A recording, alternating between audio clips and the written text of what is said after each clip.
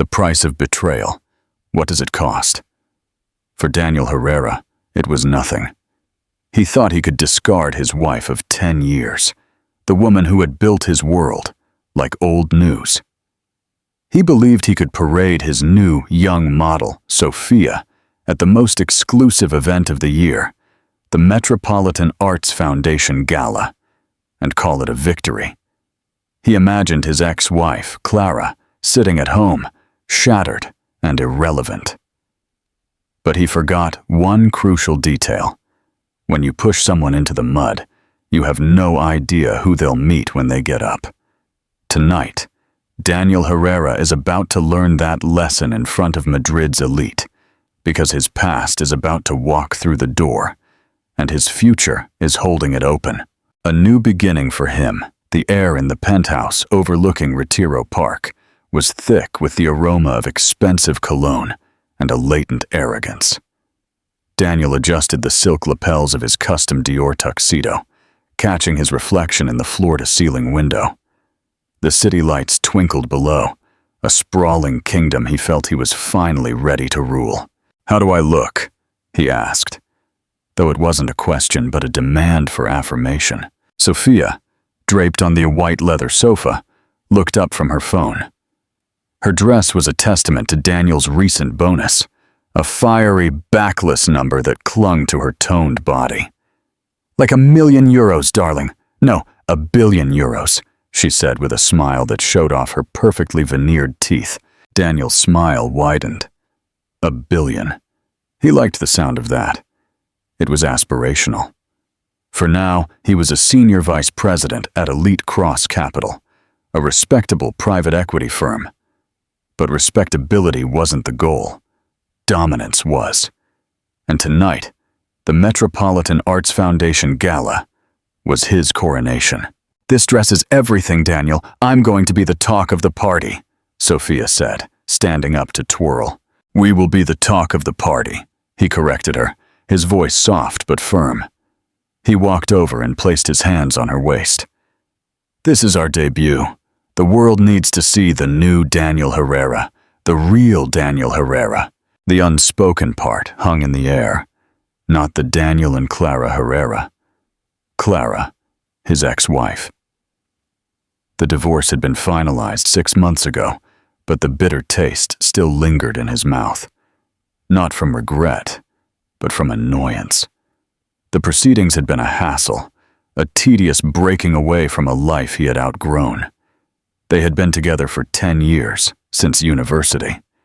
He now saw her as a relic of his past, a black-and-white photograph in his new full-color life. He remembered her always in sensible clothes, her hair tied back, her hands smudged with charcoal or paint from her hobbies. She had been an architecture student when they met, brimming with passion. "I want to design spaces that breathe," she used to say. But her ambition had been quietly set aside year after year to support his. She had managed their home, hosted his work dinners, proofread his reports, and celebrated his promotions as if they were her own. She had been the perfect corporate wife, the scaffolding that allowed him to build his career, and like all scaffolding, she was meant to be taken down once the structure was complete. The final argument played on a loop in his head, a scene he had edited for his own convenience. "You don't even see me anymore, Daniel," Clara had said, her voice trembling but not breaking. She was standing in the kitchen of their old home, which she herself had lovingly renovated. "I see you, Clara. I just don't think we want the same things anymore," he had replied coldly, glancing at his watch. He had a dinner reservation with Sophia. "What is it that I want that's so different?" she had asked, her eyes pleading. "Are you content?" he had said, the word sounding like an insult on his tongue. "Are you happy with this house, with your little art projects? My world is getting bigger. I need someone who can keep up." He had conveniently omitted the part where she had found the hotel receipts, the lingerie he hadn't bought for her, the smiling photos of him and Sophia on a business trip to the coast. He had framed the narrative for himself, and for their few remaining mutual friends, as a conscious uncoupling, a divergence of paths. He was flying to the stratosphere. She was content to remain on the ground. "Do you think she'll find out about tonight?" Sophia asked, pulling him from his reverie. She was applying the final coat of ruby-red lipstick. Daniel scoffed. "Who, Clara? God, I hope so. I hope someone sends her a link to a gossip column. Maybe then she'll understand what she lost." He pictured her in her small apartment across the river on the outskirts, probably sketching something no one would ever see, or reading a book. The image filled him with a satisfying sense of superiority. He had won. "Ready to go?" He held out his arm. "Ready to make an entrance?" Sophia purred, taking it away.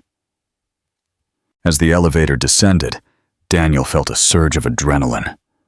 The gala wasn't just a party. It was a battlefield of influence and perception.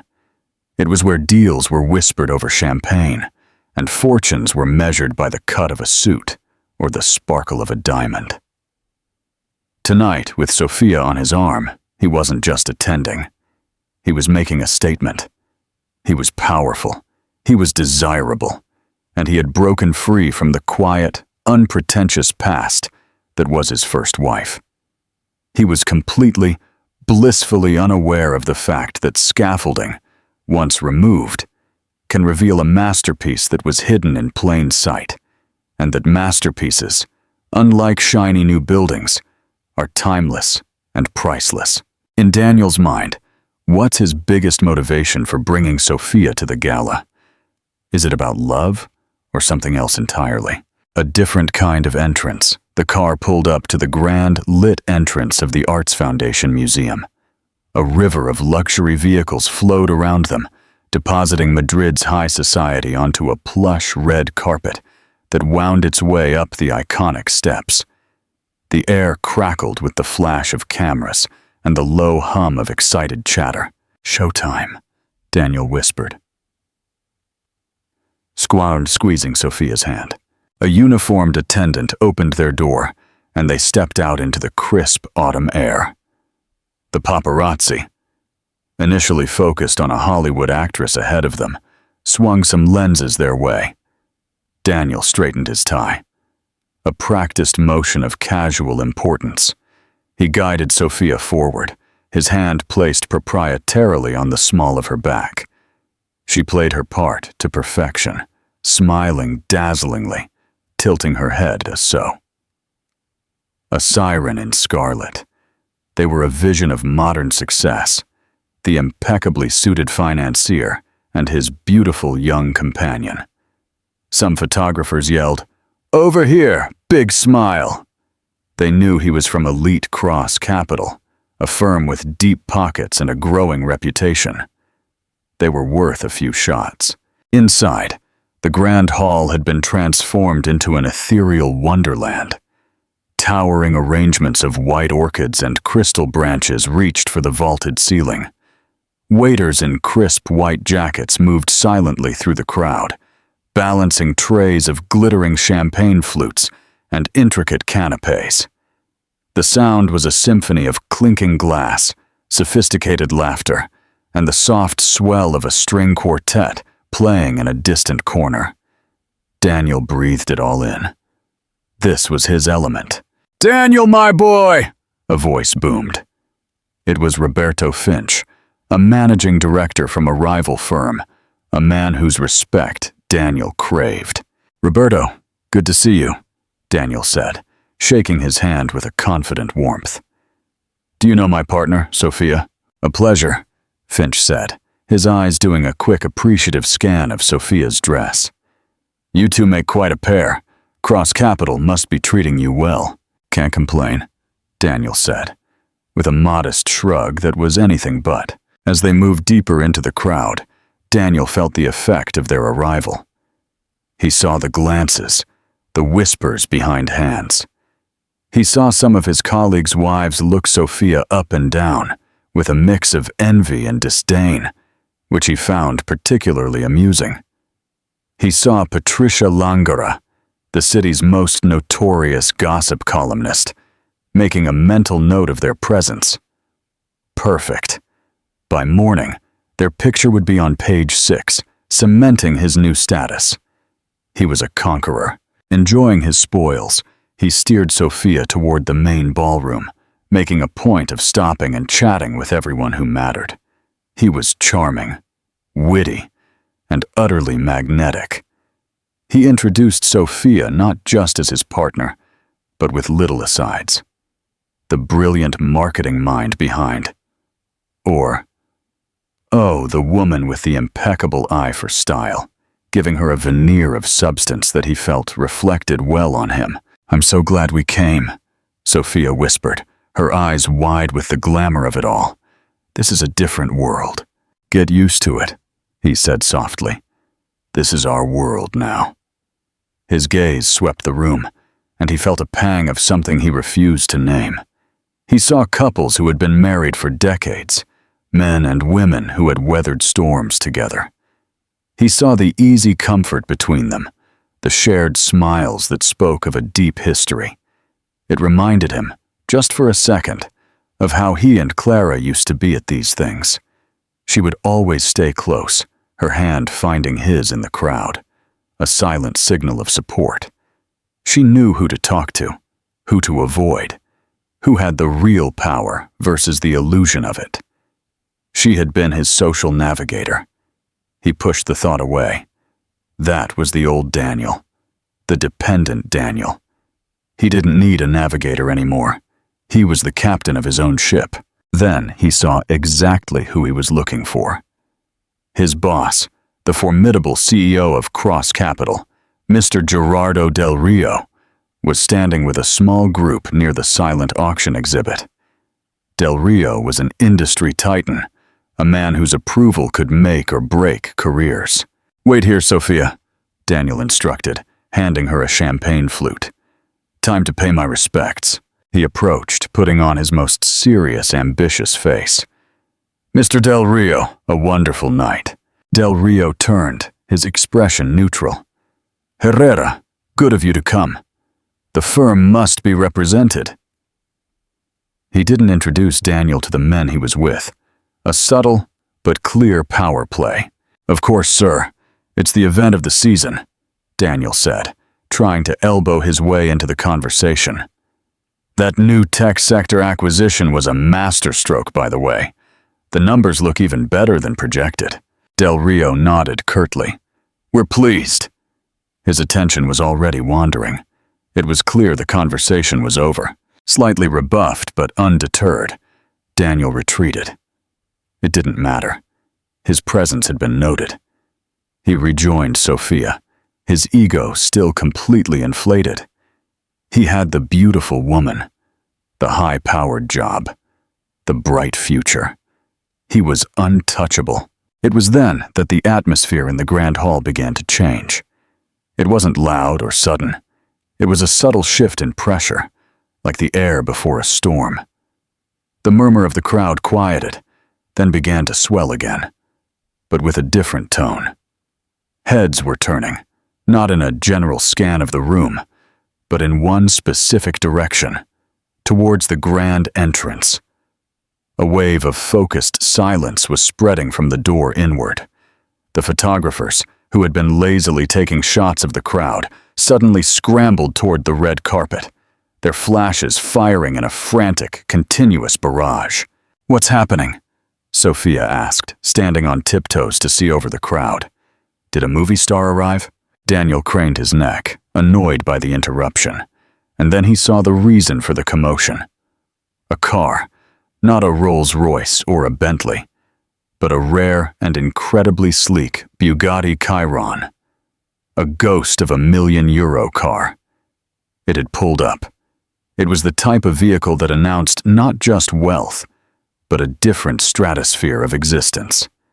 A uniformed doorman, looking flustered and overly deferential, rushed to open the passenger door. Daniel watched, slightly curious. Who could command this kind of attention? And then he saw her. A woman emerged from the car. The crowd between them parted for a moment, creating a perfect, unobstructed view from the ballroom entrance to the front steps. For a split second, his brain refused to process the image. It was like seeing a ghost, but a ghost reimagined by a master artist. It was Clara, but it wasn't the Clara he knew. This was not the woman of sensible shoes and quiet cardigans. This woman wore a midnight blue Chanel silk gown, a custom creation that seemed to pour over her figure, shimmering under the lights. It was elegant, daring, and absolutely breathtaking. Her hair, once pinned back, was now styled in loose, glamorous waves that cascaded over her bare shoulders. Around her neck was a necklace of sapphires and diamonds that didn't just sparkle, but blazed, catching the light from every direction. Daniel's champagne glass suddenly felt heavy in his hand. His mouth went dry, and Sophia's question from earlier echoed in his mind. A cruel torment from a universe that was suddenly tilting violently on its axis. Do you think she'll find out about tonight? She had not only found out, she had arrived, and as a man stepped out of the driver's side of the hypercar, a man who exuded a quiet, impregnable confidence that made Daniel's own bluster seem like a child's tantrum, Daniel Herrera realized that his perfectly constructed world was about to be shattered into a million pieces. How do you think Daniel's colleagues and boss will react to Clara's arrival, knowing her connection to him? The aftermath. The man who stepped out of the Bugatti was Nicolas de la Vega. The name itself carried weight in rooms like this, but it was spoken in low, reverent tones, not shouted by paparazzi. De la Vega was not new money, nor was he simply old money. He was dynastic money, a fortune rooted in European shipping and banking that had been skillfully pivoted into 21st century tech and sustainable energy. At 42, he was the CEO of De La Vega Innovations, a global giant that would swallow companies like Cross Capital for breakfast. He was notoriously private, rarely photographed, and his presence at any event instantly became the event. He wore a simple, impeccably tailored black tuxedo, no flashy watch, no ostentatious jewelry. He didn't need it. His presence was his statement. He walked around the car and offered his hand to Clara. The way he looked at her was not the possessive stare Daniel gave Sophia. It was a look of genuine admiration and deep affection. He said something to her, too low for anyone else to hear, and she laughed. It was the sound of her laughter that hit Daniel like a physical blow. It was lighter than he remembered, freer. It was a sound he hadn't heard in years, a sound he had unknowingly stifled. The crowd, which had parted out of curiosity, now parted out of respect. Nicolas de la Vega and his stunning companion began their ascent of the steps. The flashes were blinding. Daniel, who is that?" Sophia's voice was sharp, with a new note of panic. The confidence had evaporated from her face, replaced by a confused frown. "That woman looks familiar." Daniel couldn't speak. His throat was a concrete knot. He felt 100 pairs of eyes on him. People who knew him knew of his divorce now, looked from the radiant vision in the doorway to him and his scarlet-clad partner. The comparison was brutal. He felt a hot, stinging shame creeping up his neck. He and Sophia had tried to make a splash. Clara and her companion had just created a tsunami. That's Clara!" He finally choked out the name. It tasted like ash. Sophia's jaw dropped. Her perfectly painted lips parted in disbelief. "That's Clara, your ex-wife. The one you said was normal?" Her voice was an incredulous squeal. She looked from Clara back to Daniel, and for the first time, a flicker of doubt, of reevaluation, entered her eyes. Clara and Nicholas paused at the top of the steps. He guided her with a light touch on her elbow. Their movements were fluid and assured. They didn't walk in search of attention. They simply commanded it. As they entered the grand hall, the string quartet seemed to falter for a moment before resuming. Gerardo del Rio, Daniel's boss, who had barely given him the time of day just minutes before, immediately broke away from his conversation and began to move toward the entrance with a determined stride. A shark that smells blood, or in this case money, in the water. "Nicolas! What a pleasant surprise!" Del Rio boomed, his voice now dripping with a fawning that was nauseating to witness. Nicholas greeted him with a polite, reserved nod. "Gerardo, a good event for a worthy cause." His gaze was calm, not missing the frantic energy his arrival had caused. And then his eyes, deep and intelligent blue, swept the room and landed for a brief, chilling moment on Daniel. There was no malice in the look, no anger. There was something far worse, complete and utter indifference. It was the look a man gives something he is about to step on without noticing. But Clara's eyes also found him. Their gazes crossed across the sea of slack-jawed faces. Daniel had expected to see triumph in her eyes, or perhaps a flicker of old pain. He saw neither. He saw a quiet, clear-eyed strength he had never seen before. It was the look of a woman who knew her own worth, a woman who was no longer defined by him or his opinion of her. In that single gaze, she stripped him of all his power. She was not the cast-off wife. She was a queen who had simply moved to a bigger palace. The realization crashed down on Daniel with the force of a physical impact. This was not just a chance meeting. This was a statement. But it wasn't Clara's statement to him. It was a statement to the world about who she was now. He was simply an insignificant spectator to her ascension. The whispers erupted around him, venomous and quick. Is that Daniel Herrera's ex? My God, what did he do to her? That's Nicolas de la Vega, from De La Vega Innovations. He's with her. I heard the divorce was messy. She clearly landed on her feet, and on a pile of gold. Look at Daniel's face.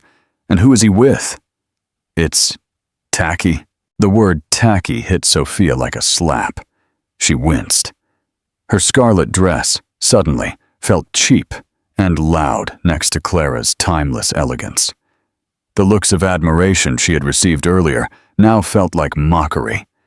She was no longer a prize. She was a consolation prize, and a bad one at that.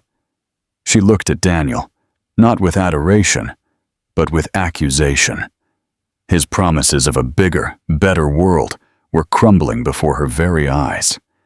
He had sold her a ticket to the A-list, but it appeared his ex-wife owned the whole venue. Daniel felt trapped. He wanted to run, to disappear, but he was frozen in place, a statue of humiliation in a Tom Ford tuxedo.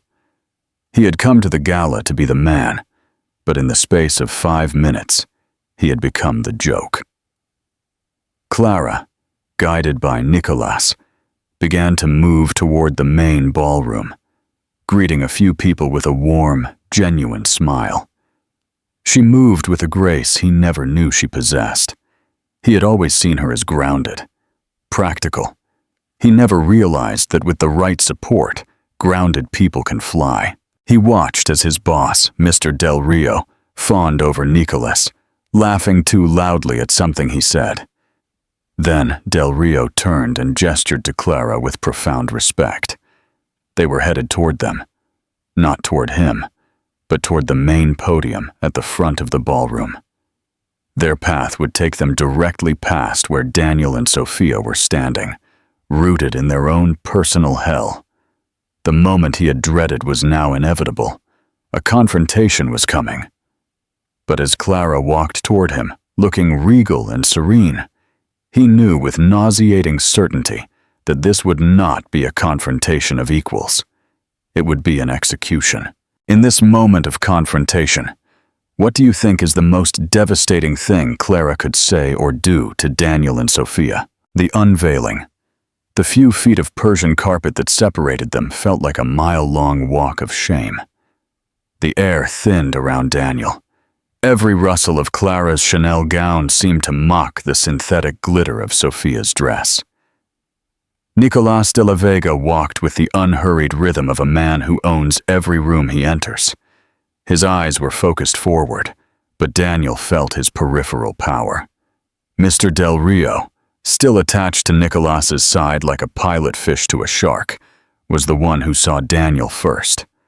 A flicker of annoyance crossed his face, as if Daniel were an unfortunately placed piece of furniture in his path.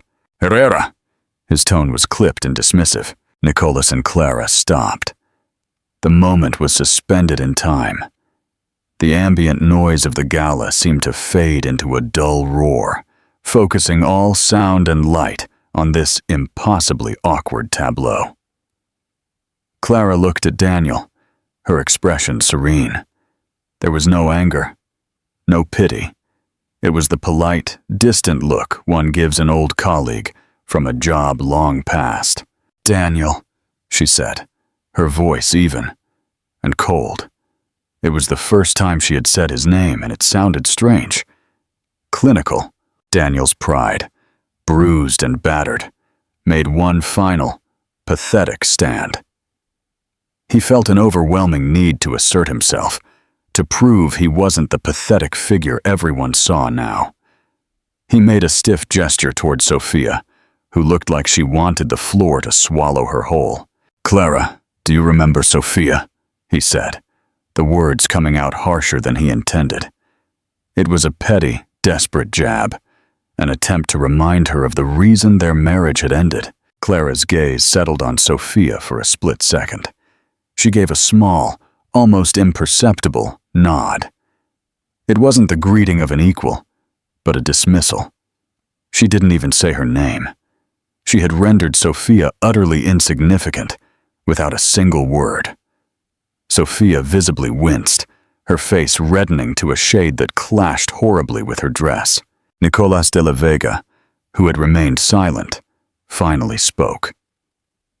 His voice was not loud, but it cut through the tension with the precision of a surgeon's scalpel.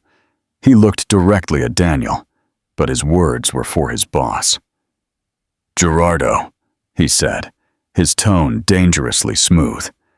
"I wasn't aware that Cross Capital was a part of our current philanthropic portfolio." Mr. Del Rio blanched. "Nicolas, we are huge admirers of the Foundation's work. We contribute annually."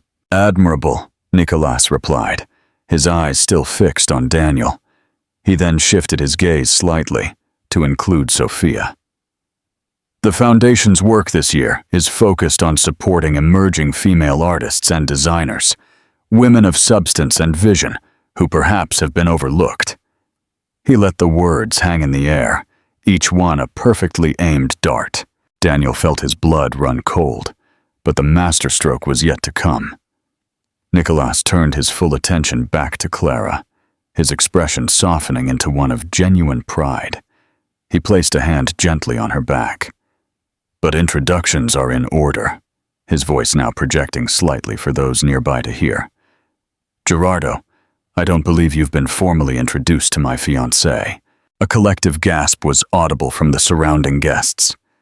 Fiancée. The word detonated in the center of the room.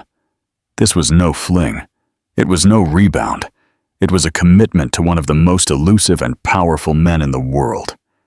Del Rio's eyes widened in shock, then in a frantic, dawning comprehension. He looked from Clara's serene face to Daniel's horrified one. The professional calculus was happening in his head at lightning speed. "My sincerest congratulations, Nicolas, to both of you," Del Rio stammered, extending a hand to Clara. "A pleasure, Gerardo," Clara responded, using her maiden name. She shook his hand firmly. "It's a pleasure to meet you." Daniel felt the world spin. Lara. She had shed his name. She had shed everything related to him. But Nicolas wasn't finished. This was not a simple social slaying. It was a methodical dissection. "But you are mistaken about one thing, Gerardo," Nicolas continued, a faint, sharp smile touching his lips. "Clara is not just my fiancée. She is the reason we are all here tonight." He gestured vaguely toward the stage at the far end of the ballroom. "The Foundation's centerpiece project this year, the one my company has underwritten with a €50 million grant, is the new De La Vega Contemporary Design Wing at the museum." Mr. Del Rio nodded enthusiastically. "Yes, of course. We've all been eagerly awaiting the design reveal tonight." Nicholas's smile widened. He looked at Clara with pure adoration. "Then allow me to introduce the creative force behind it. The winner of the International Blind Competition, the lead architect and designer of the entire De La Vega wing, Ms. Clara Lara." Silence. A deep, resonant silence fell over the gala. Daniel Herrera felt the floor sink beneath him. It couldn't be. The little art projects, the sketches he had dismissed, the passion he had called a hobby. It was all real. While he was climbing his greasy ladder, she had been secretly building an empire of her own. She hadn't just landed on her feet. She had built her own damn launch pad. Mr. Del Rio's jaw was on the floor, completely stunned. He looked at Clara with a brand new kind of respect, one that bordered on awe. Then he looked at Daniel with a murderous, dawning rage. He finally understood. Daniel Herrera, his arrogant, smug vice president, had discarded a woman who was now inextricably linked to a €50 million project with Nicolas de la Vega, a man Del Rio had been trying to get a meeting with for over a year. The humiliation was absolute. It was a public, professional, and personal annihilation. Daniel had come to the gala to show off his brilliant new life, only to have the woman he threw away unveiled as the real masterpiece of the evening. Clara gave a small, elegant nod. "I look forward to presenting the final designs later tonight," she said calmly. "Now, if you'll excuse us, Nicolas and I have some people to see." With that, they moved on. The crowd parted for them, like the Red Sea. They left Daniel standing there, a hollow shell of a man next to a woman in a red dress, who was just beginning to look at him with pure and unadulterated contempt. The whispers started again, but now they weren't just gossip. They were his professional obituary, being written in real time. What do you think is the biggest difference between the way Clara and Daniel handle their new lives? The price of arrogance. The rest of the evening was a blur of exquisite torture for Daniel. He and Sophia remained frozen in place for a few moments, the epicenter of a shockwave of gossip that was now radiating through the gala at light speed. Every whispered conversation, every pointing finger, every smirk, was a fresh stab of humiliation. Sophia was the first to break. "You told me she was a nobody," she hissed, her voice low and venomous. "You said she was a sad little artist living in a shoebox. You said I was the upgrade." "How was I supposed to know?" Daniel snapped back, his voice cracking. "She was so guarded, so lost. She never, ever did anything like this before." "Maybe because you never let her." Sophia's eyes were cold and calculating. She was reevaluating her investment, and the stock was plummeting. The life of glamour Daniel had promised was a lie, a cheap imitation of the real thing. The life Clara now inhabited effortlessly. Sophia wasn't an upgrade. She had been scammed. Before Daniel could respond, Mr. Del Rio was back. His face was a thundercloud. He grabbed Daniel's arm with an iron grip and steered him forcefully into a secluded alcove behind a marble column. "Are you an idiot, Herrera?" Del Rio growled, his voice a lethal whisper. "Or are you just terminally stupid?" "Sir, I had no idea." "Shut up," Del Rio cut him off. "Just shut up. Do you have any idea what you've done? We've been trying to do business with De La Vega Innovations for 2 years. Our entire new tech fund strategy hinges on getting a piece of his new energy portfolio. I've been calling his office every week, getting stonewalled by his assistants, and tonight I finally meet him. And who is he engaged to? My vice president's ex-wife, you moron. The woman you cheated on and left. the woman who is now the lead designer on his €50 million legacy project. Do you see the problem here, Daniel? Connect the dots for me. Daniel's mind was a blank wall of panic. I can fix this. I can talk to her. Del Rio let out a short, barking laugh that was devoid of humor. You'll do no such thing. You will not go near Ms. Lara or Mr. De La Vega. You will take your date. He said the word with utter disgust. And you will leave, quietly, out a side door. My office? Monday, 8 a.m. He paused. Sharp, Del Rio said, his voice dropping to an icy calm that was more terrifying than his rage. And I suggest you spend the weekend updating your resume. He turned and walked away, leaving Daniel trembling, his career flashing before his eyes. Meanwhile, across the ballroom, Clara and Nicolas had been graciously welcomed to the head table, hosted by the museum director and the heads of the foundation.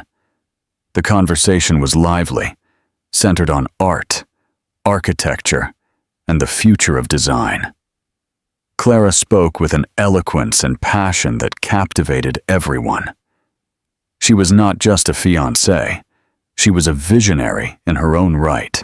Later, during a quiet moment, as they stood on a private balcony overlooking the city, Nicolas draped a cashmere shawl around her shoulders. Are you okay? He asked softly, his concern genuine. Clara looked at the glittering skyline of the same city Daniel had looked at from his penthouse. But her view was different. She wasn't trying to conquer it. She was a part of it.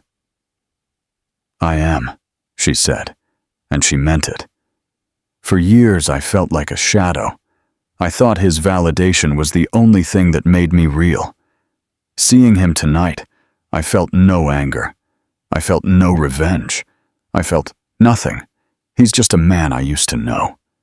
She turned to Nicolas, her eyes shining with gratitude. You saw something in me, Nicolas, when I couldn't even see it in myself. He smiled, tucking a loose strand of hair behind her ear. I saw a brilliant artist.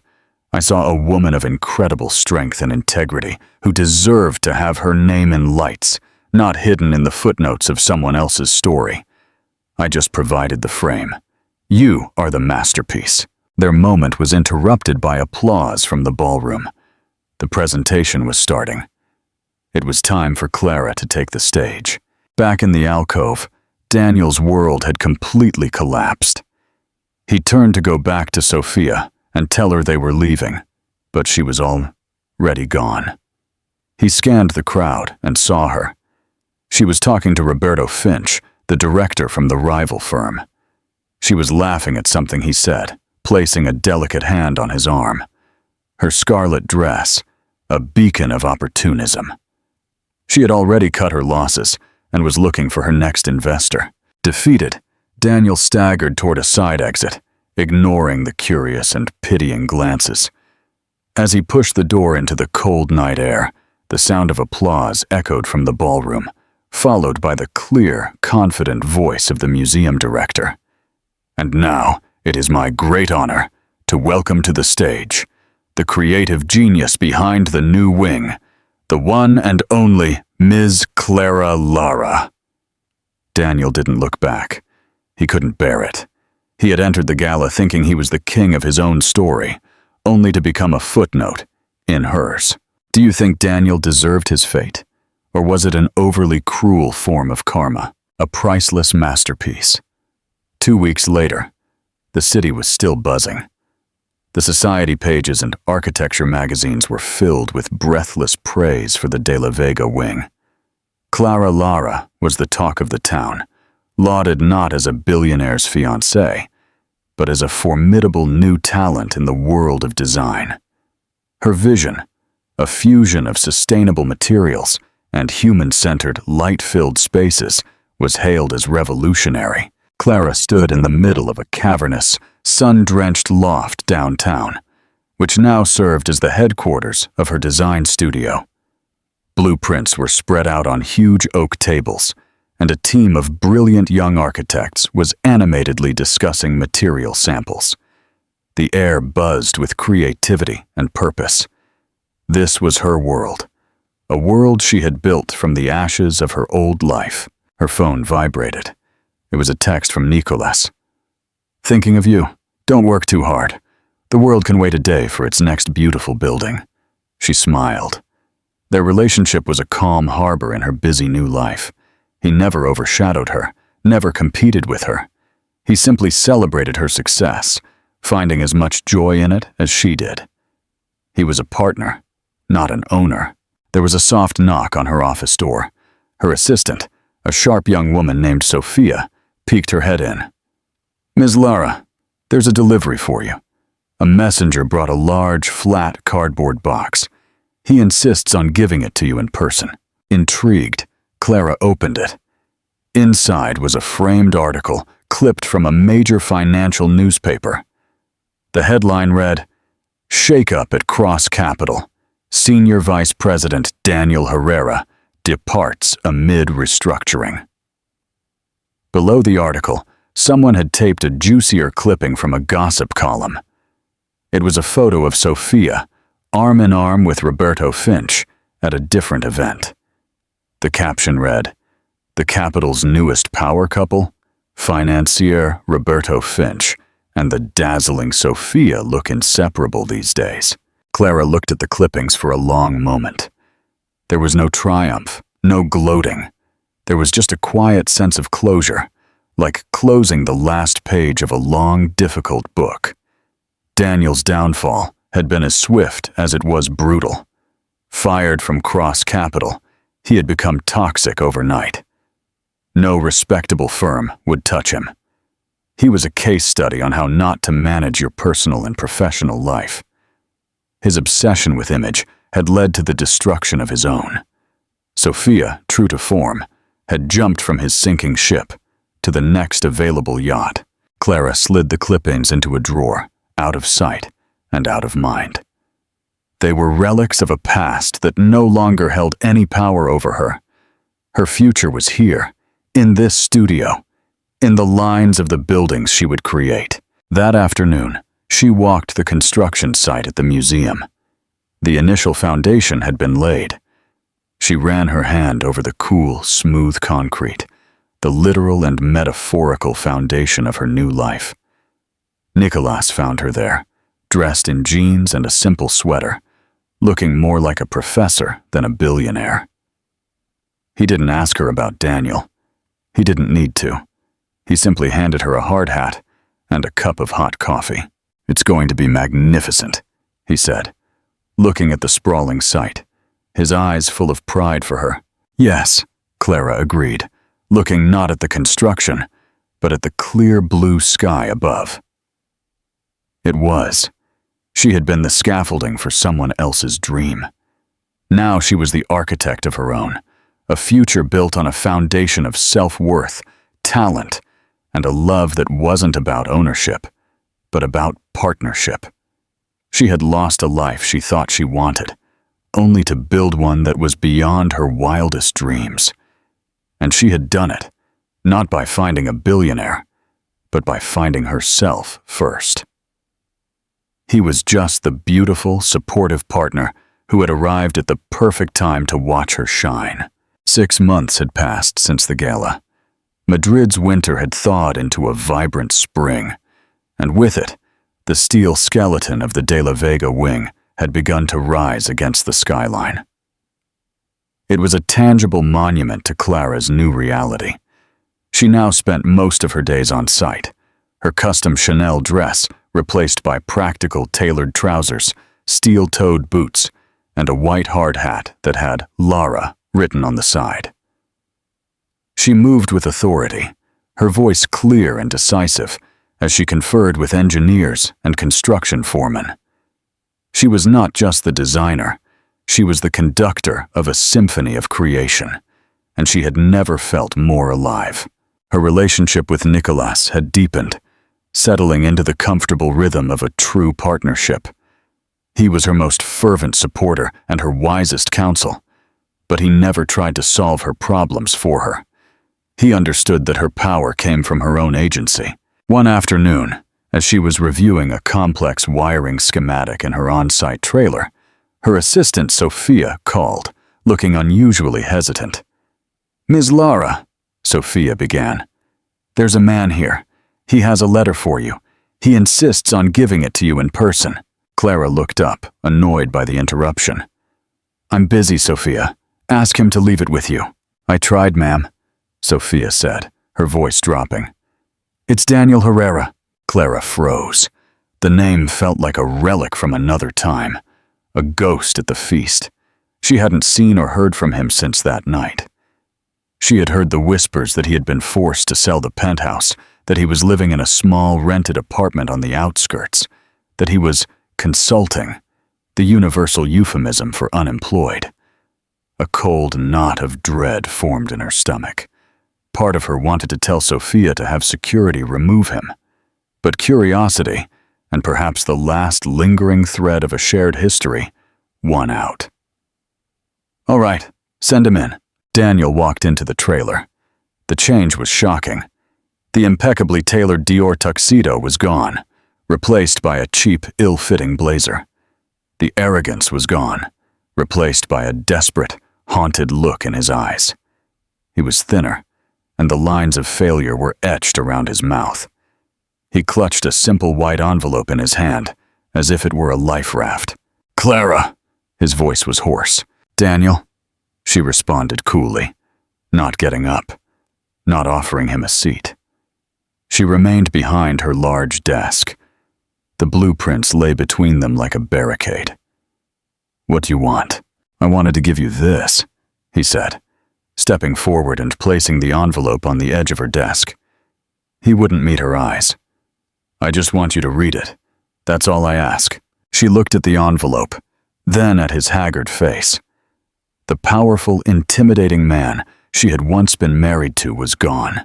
In his place was a stranger, hollowed out by his own choices. "Fine," she said. "You've delivered it. You can go now." He looked up, a flash of his old frustration showing. "Can't we just talk for 5 minutes, for old time's sake?" "We have nothing to talk about, Daniel," Clara said, her voice firm but not cruel. "Our time is over. Please leave." Defeated, he nodded slowly and walked out of the trailer, his footsteps shuffling like a man twice his age. Clara stared at the envelope for a long time before finally picking it up.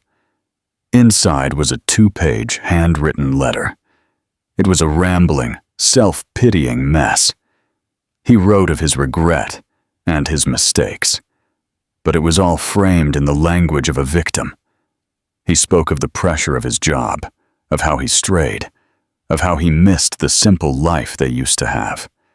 He never mentioned Sophia by name, referring to her only as a terrible lapse in judgment. The final paragraph was the true purpose of the letter. "I know I have no right to ask you for anything, Clara, but seeing what you are building, it reminds me of the dreams we used to share. I'm in a difficult place. A word from you to Nicolas, or anyone, really, could turn it all around for me. I just need a second chance to get back on my feet. I'm not asking for charity, just to have a door opened for the man I once was." Clara put the letter down, a deep sadness washing over her. Not for him, but for the woman she had been.